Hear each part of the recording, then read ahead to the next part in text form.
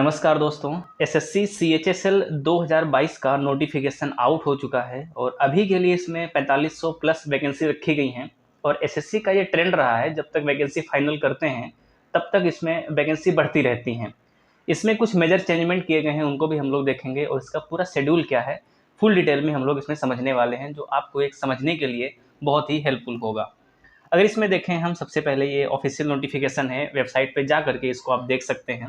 अगर इसमें देखें, इसकी ऑनलाइन की जो डेट स्टार्ट हो रही है वो आपकी है 6 तारीख से, यानी कि 6 दिसंबर से ये 4 जनवरी तक, यानी 4 जनवरी 2023 तक ये आपका चलेगा। साथ में जो last date and time for receipt of online application, यानी कि जैसा कि मैंने बताया कि 11 बजे तक है, रात में 11 बजे तक 4 तारीख में। और last date of time for generation of offline चालान, ऑफलाइन चालान भी आप जो है 4 तारीख यानी कि जनवरी 11 बजे तक कर सकते हो। मेकिंग ऑनलाइन पेमेंट आपका ये 5 जनवरी तक आप जो है पेमेंट कर सकते हो। अगर मान लीजिए अगर मान लीजिए आपने 4 जनवरी को आपने रजिस्ट्रेशन किया और फॉर्म फिल कर दिया, आपने किसी कारणवश पेमेंट नहीं कर पाया, तो नेक्स्ट डे आप इसका पेमेंट कर सकते हैं। साथ में जो last date of payment through चालान, यानी कि जो आपका ऑफलाइन चालान अपने बैंक के थ्रू जमा करते हैं, मुख्य रूप से वो 6 जनवरी तक उसकी डेट है। Date of window for application form correction and payment of correction charges, यानी कि जो मान लीजिए कुछ गलत भर गया आपका, उसको करेक्ट कब कर सकते हो, 9 तारीख से आपका 10 यानी कि 2 दिन के लिए विंडो खुलेगी, वहाँ से आप अपना जो है इसको अपडेट कर सकते हैं। अगर टियर 1 की बात करें, जो सीबीटी मोड में होगा, फरवरी मार्च 2023 यानी कि लगभग ये 15 से 20 दिन तक चलेगा। वहीं पर आपका जो टियर 2 के लिए है वो बाद में आपको बताया जाएगा किस तरीके से है।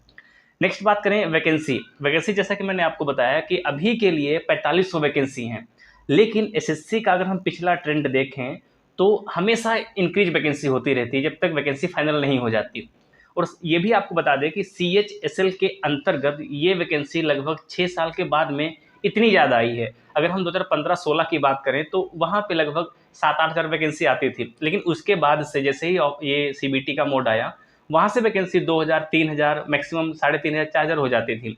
लेकिन ये जो 2022 का है, जब तक फाइनल होगा, जहाँ तक है वो अनुमान है कि 6000 वैकेंसी होने के चांस हैं। तो आपके लिए ह्यूज अपॉर्चुनिटी है, इसको आप अच्छे से भुनाइए। नेक्स्ट अगर हम बात करें, नेक्स्ट इसमें प्रोसेस है क्वालिफिकेशन यहाँ पे है आपका 4 जनवरी 2023 को क्या क्वालिफिकेशन आपकी होनी चाहिए। बेसिकली इसमें जो है एलडीसी जैसे और डीईओ के लिए जो ग्रेड 1 के लिए है, इसमें मुख्य रूप से 12 जो है मांगा जाता है। साथ में आपको एक तरीके से क्या होना चाहिए, जो टाइपिंग है या डाटा एंट्री जो है, दोनों पोस्ट के लिए अलग अलग यहाँ पे होगा, यानी कि डीएसटी और आपका जो टाइपिंग टेस्ट है वो आपका 35 होती है, यानी कि 35 आपका 35 जो वर्ड पर मिनट है वो इंग्लिश में होना चाहिए। वहीं पर 30 वर्ड पर मिनट आपका हिंदी में होना चाहिए। ये जो मानक हैं आपके टाइपिंग और क्वालिफिकेशन के हैं। अगर हम एग्जाम की बात करें तो जो प्री में है अभी कोई चेंजमेंट नहीं किया गया है, ठीक है। प्री जैसा होता था आपके 100 क्वेश्चन 200 नंबर के, 25-25 हर सेक्शन के, और हर सेक्शन का जो मार्किंग थी वो 50 नंबर की थी। टाइम वही आपका जो है 60 मिनट का, ठीक है। बाकी 20 मिनट आपको जो स्पेशल लोगों को उनको दिए जाते थे। अब यहाँ पे समझने वाला है कि मेंस का जो शेड्यूल है वो क्या किया गया है। बहुत ही मेजर चेंज हुआ है इसमें, इसको थोड़ा जूम कर लेते हैं तब आपको ये अच्छे से दिखेगा, ठीक है।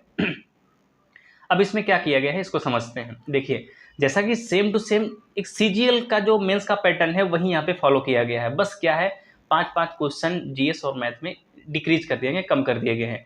तो मेरे ये समझ में नहीं आ रहा कि भाई सीएचएसएल की ज़रूरत क्या पड़ गई, जब मेंस का पैटर्न वही है तो आप जैसे कि आपने जो पीएसए का पूरा आपने सीजीएल में कर दिया, तो इसको भी आप सीजीएल के थ्रू भरवा लेते। ऐसा तो है नहीं कि भाई जो सीजीएल वाले बंदे हैं वो आपका जो है इसमें नहीं फॉर्म डालेंगे, वो भी तो इसमें फॉर्म डालेंगे ना।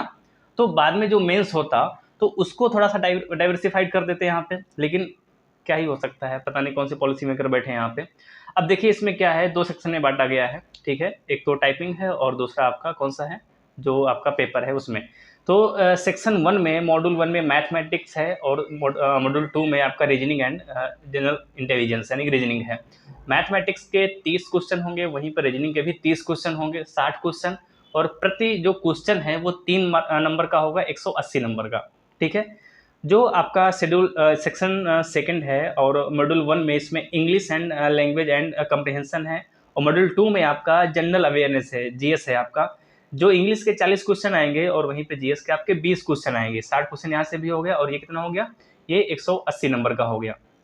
वहीं पर आगे बात करें अगर हम मॉड्यूल जो सेक्शन 3 है आपका मॉड्यूल 1 में, इसमें कंप्यूटर नॉलेज मॉड्यूल है, 15 क्वेश्चन आएंगे और ये 45 नंबर के होंगे।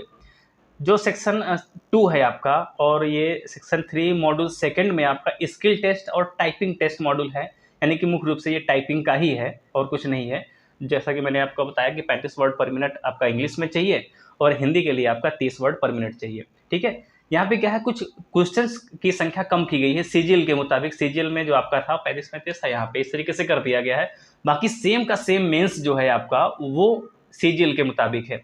तो ये आपका डिटेल था। थोड़ा सा और बात कर लेते हैं, इसमें कुछ बचा है क्या? हाँ, पे स्केल भाई, इतना हम अगर नौकरी करने जा रहे हैं तो पता होना चाहिए कितना हमको मिलेगा।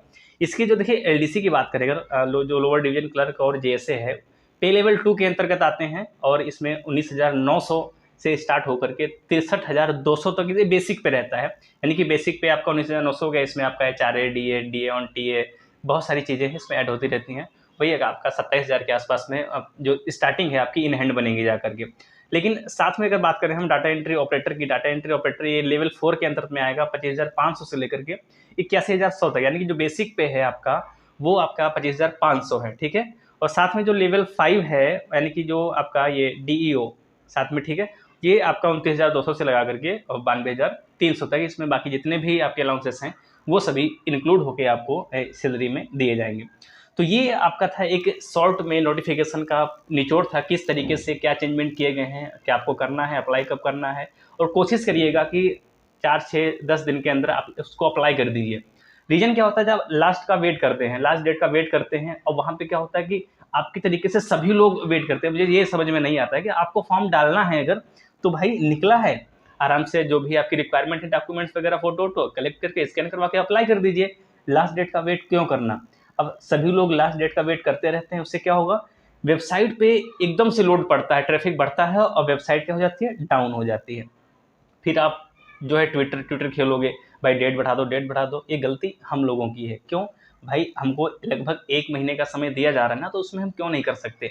तो मेरी सलाह मानिए, जाइए वेबसाइट पे, अब जो भी आपका सिग्नेचर, फोटोग्राफ, ये फीस का इंतजाम कर लीजिए, 100 रुपये ज़्यादा है नहीं, तो अप्लाई कर दीजिए इसको और तैयारी करना स्टार्ट कर दीजिए। क्योंकि फरवरी-मार्च के दौरान आपका जो है प्री का एग्जाम होगा। और अगर आपने इस चैनल को सब्सक्राइब नहीं किया है, कर लीजिए। अगर आपको अच्छा लगता है तो हमारा कंटेंट, अगर नहीं अच्छा लगता है बिल्कुल मत कीजिए, मैं आपसे नहीं कहूँगा। काफ़ी कुछ चीज़ें आने वाली हैं इस पे और आपके एग्जाम में बहुत हेल्पफुल होगा। करंट अफेयर लाने वाले हैं हम, और भी जो सब्जेक्ट हैं धीरे-धीरे कर रहे हैं। आपका जो इकोनॉमिक्स चल रहा है, साथ में करंट अफेयर का छोटे-छोटे वीडियो चल रहे हैं, क्योंकि टाइम का अभाव है, उसी कारण से चीज़ें हो रही हैं। अगर आपको अच्छा लगता है कर लीजिए, नहीं अच्छा लगता है बिल्कुल मत कीजिए। नोटिफिकेशन के अंतर्गत वीडियो कैसा लगा कमेंट में ज़रूर बताना। अपना ख्याल रखिए, मिलते हैं नेक्स्ट वीडियो में। जय हिंद।